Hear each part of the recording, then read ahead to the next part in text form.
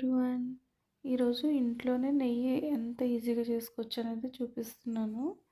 ఇది నేను 10 డేస్ నుంచి కూడా పాల మీద మీగడ తీస్తాం కదా, అది స్టోర్ చేసి కొంచెం ఎక్కువ మీగడ తయారైన తర్వాత కొద్దిగా పాలు యాడ్ చేసి పెరుగులాగా తోడుపెట్టాను. తర్వాత అది ఈ విధంగా మిక్సీ జార్లోకి ట్రాన్స్ఫర్ చేశాను. మొత్తం మీగడ అంతటిని కూడా దాంట్లోకి ట్రాన్స్ఫర్ చేశాను.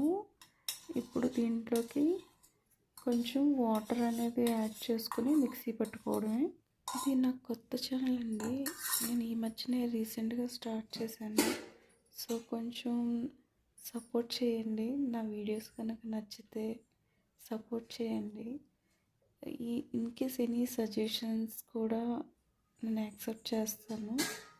ఏమైనా కొంచెం ఇంప్రూవ్మెంట్ చేసుకోవాల్సిన విషయాలు ఏమైనా ఉంటే తప్పకుండా తెలియజేయండి కామెంట్ రూపంలో.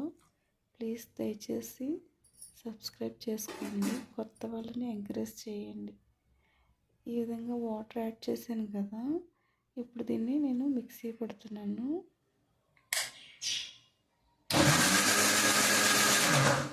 మిక్సీ పట్టిన తర్వాత మనకి ఆ సౌండ్ని బట్టి తెలిసిపోతుంది. వెన్న రెడీ అయ్యేటప్పుడు ఒక శబ్దం డిఫరెంట్ వస్తుంది.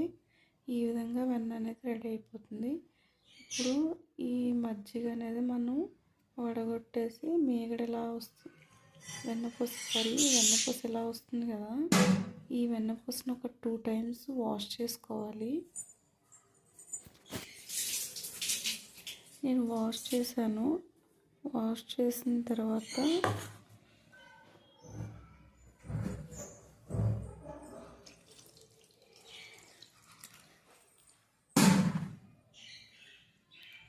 సెకండ్ టైం కూడా వాష్ చేసి మనం ముందుగా ఒక కళాయి అనేది తీసుకుని స్టవ్ మీద పెట్టుకుని వేడి చేసుకోవాలి. తడి తగలకుండా, తడి మాత్రం ఉండకూడదు. ఇప్పుడు ఈ కళాయిలోకి మనం ప్రిపేర్ చేసుకుని ఉంచుకున్న వెన్నని ఇందులో వేయాలి. ఇది మెల్ట్ అవుతూ ఉంటుంది. హైలో మాత్రం పెట్టేయకండి, మీడియం ఫ్లేమ్లో దీన్ని మరిగించాలి. కొంతసేపు అయ్యేంత వరకు కూడా మనం అదే విధంగా స్లోగానే స్టవ్ అనేది ఉంచుకోవాలి. ఇది కరిగిపోయిన తర్వాత మరుగుతూ ఉంటుంది కదా, ఈ విధంగా అయితే తయారైంది. ఇది మొత్తం మరిగి కొంచెం గోల్డ్ కలర్, అంటే ఆల్మోస్ట్ మనకి గ్రీన్ కలర్లోకి వస్తుంది కదా, ఆ టైంలో మనం స్టవ్ ఆఫ్ చేసేసుకోవాలి. నాకు ఫైనల్గా అయితే నెయ్యి రెడీ అయిపోయింది. ఇది చల్లారిపోయిన తర్వాత మనకి ఎందులో కావాలో అందులోకి వడపోసేసుకుంటే సరిపోతుంది. నేనైతే ఈ విధంగా ముందుగా తయారు చేసుకున్న నెయ్యి ఇలా ఒక 1 kilo అలా నేను ఇంట్లోనే ప్రిపేర్ చేసుకుంటాను.